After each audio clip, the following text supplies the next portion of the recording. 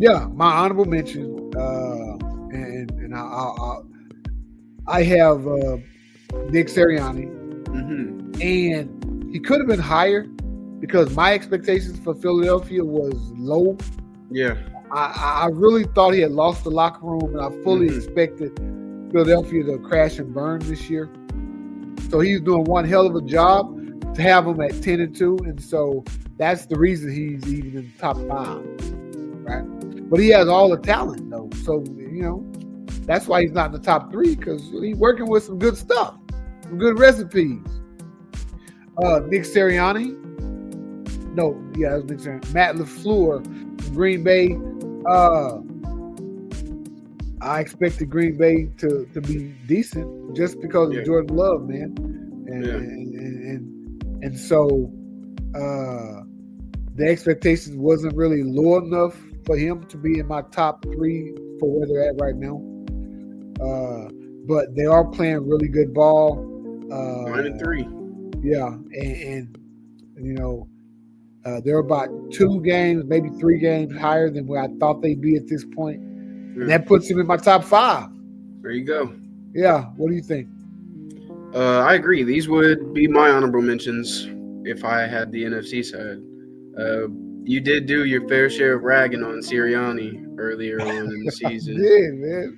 So to see you flip a little bit, they're 10-2. They are 10-2 and playing well. Yeah, they're not like 10-1 like they were last year. Yeah. Right? Because they looked like a terrible team, even though they were 10-1 last year. This year, they're playing really well. Defense is alive. Them young corners. Yeah. So again, I thought he had lost the locker room, but obviously, if he did lose it, he's regained it. Yeah. Let's look at number 3. Oh. At 3? Okay. Okay. I know, right? And I preface it by Minnesota's expectations were really low. They could easily be number 2 right here. I feel like they could. My 2 and 3 could be flipped just because Minnesota had a really good team. They just didn't have a quarterback. JJ McCarthy should be quarterback in this team, right? Yeah. Isn't he the one that got hurt? And he's a rookie. Right. So, and Sam Darnold came out of nowhere to lead this team to the success that they've had this season, although their defense is still stellar, same as they were last year. But that only gets him in my top 3. Okay. What do you think? I just want to say that the Vikings' expectations were low going into it, knowing that J.J. McCarthy was going to be there to start for them. Yeah. Then J.J. McCarthy has a season-ending injury before the season even starts, and their expectations plummeted even further once we knew that Sam Darnold was going to be starting for them. Well, hold on. So the timeline, their expectations were low because they didn't have a quarterback. Yeah. They're drafting a rookie. Yeah. Right? But that rookie started balling out. In the preseason. Yeah, in the preseason he was balling. So then the expectations they raised a little bit, right? Fair. They raised a little bit. Yeah, they can win with this guy. Because again, they had a solid defense and a team around them. Right. They still had Justin Jefferson and nice pieces. Right. Then the rookie gets hurt. Boom. Shot to the ground. Boom. And Sam Darnold has to start. Oh, hell no. Right? We apologized to him week 8? Yeah, it took a while for us to apologize. We had to see him play a long way before we apologize. Yeah. So but he's done well enough to get out of my honorable mention and into my top. He deserved top 3 at least. Yeah, definitely. This is where it gets interesting. I think I know the 2 coaches next. I just don't know what order they're in. Right. Yeah. And so I'm putting a big emphasis on rookie quarterbacks. Good. And you can win with the rookie quarterback. I feel like that gives you a nudge. Same with Sean Payton for you. Yeah. So I have Dan Quinn number 2. Okay. And they drafted a rookie quarterback again, and Washington was a team that also had a recognizably decent defense. They had Brian Robinson Jr. at running back. They had a nice piece there. Some receivers that aren't big names but could catch the ball, right? All they were missing was a quarterback. Or that's the biggest piece they were missing, and it was a rookie, so expectations were not up here. Yeah, and he's a LSU rookie, which lately those guys have come into the league like firestorms. I don't know what is it, Brian Kelly, man? Like God, no. Between Joe Burrow, Jaden Daniels, and Nussmeier that's coming into the league, these guys are really playing some really good ball, and the only common thread is Brian Kelly. So I feel like Dan Quinn, even though Sam Darnold, we didn't think he would be anything right as a quarterback because we thought he was washed up maybe, but he was still a veteran. And veterans, they've proven that they, just like Jameis and other veterans around the league, Russell Wilson, they go from one man's trash to another man's treasure. There you go. Very quickly. Yeah. Way quicker than rookies. So if you can get a rookie to do it, I give you the nod. There you go. Dan Quinn went from damn near being fired as Dallas's defensive coordinator to being the runner-up for my coach of the year. What do you say? Okay. So at the beginning, when you made the reveal for your number 2, I don't know if you know, but my jaw dropped a little bit. Dan Quinn would have been my number 1, but for who I'm assuming your number 1 is, after hearing your explanation a little bit and really thinking about it and melding with it, I'd be okay. They're interchangeable. I'd be okay with you. So that's not a lot of opinion on Dan Quinn himself, but you said it all. You said all that needed to be said. I'm ready to hear you talk about your number 1. Okay, so so Dan Quinn would be, and I would have him and O'Connell switch out 2 and 3. I wouldn't have either one of them 1 right now, only because I think this guy deserves it. Yeah, agreed. And even though the expectations were a lot higher for these guys, I feel like he deserves it this year. Yeah. And that's Dan Campbell of the Detroit Lions. Yeah.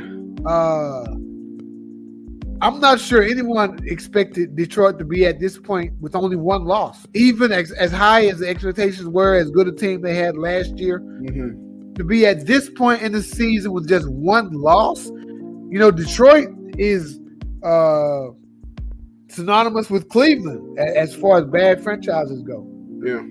Yeah, and so that should give you hope. If Dan Campbell can turn around Detroit, Kevin Stefanski can damn sure turn around, as you like to say, the 2-time Coach of the Year, Kevin Stefanski, can definitely turn around Cleveland, right? Yeah. Right? But I feel like Dan Campbell had all the pieces in place, and they just had to believe. And I feel like, and I'll say this, it turned for them 2 years ago, maybe 3, when they were 1-6.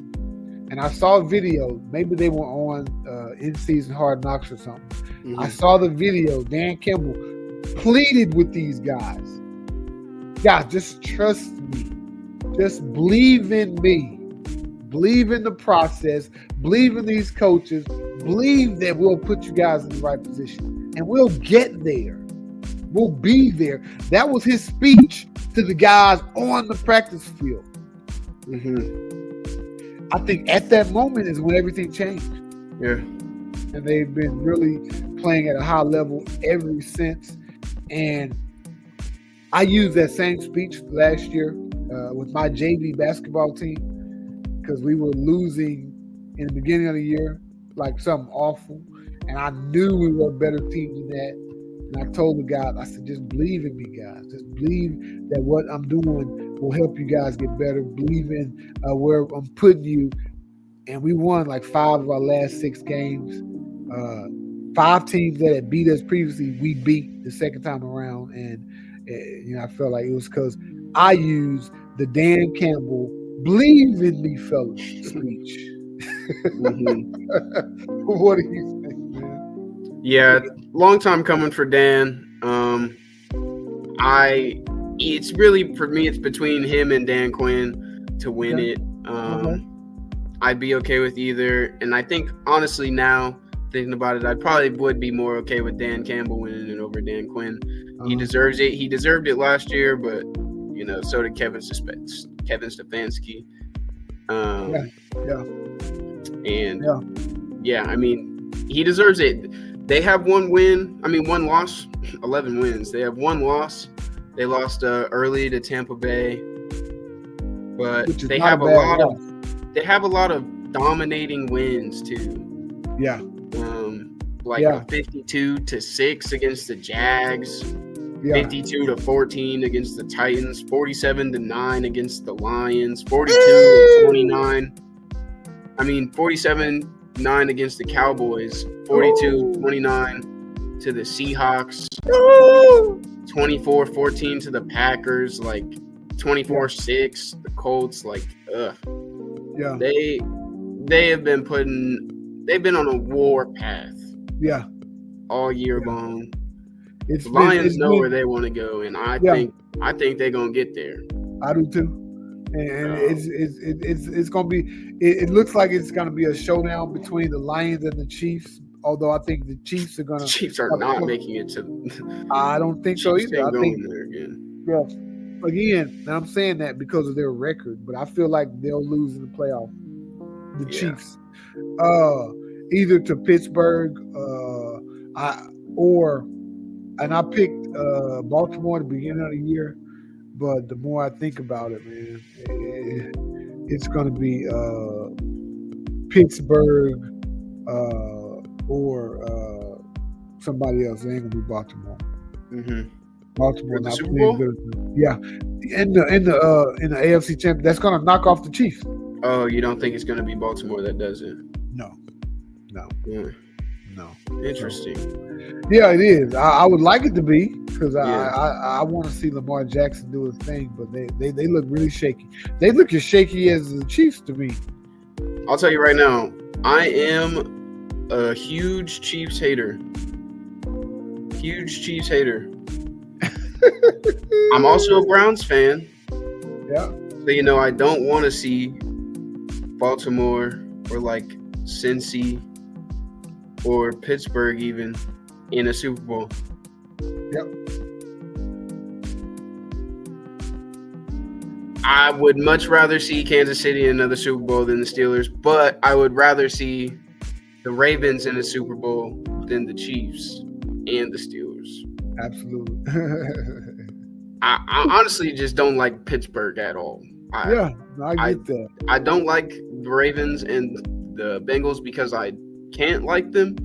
Yeah. I don't like Pittsburgh because I don't like Pittsburgh. Yeah. It's not even it goes past it being just an AFC North thing. It does? Yeah, I'm just not a fan of the team at all. Yeah, man. And it's hard for me because I was such a fan of those 70s Pittsburgh Steelers teams. They had all of those Hall of Famers. They just used to kick butt. So I don't hate them like that, right? And then I'm a fan of the black head coach. This is just in me. Yeah, of course. But we'll see.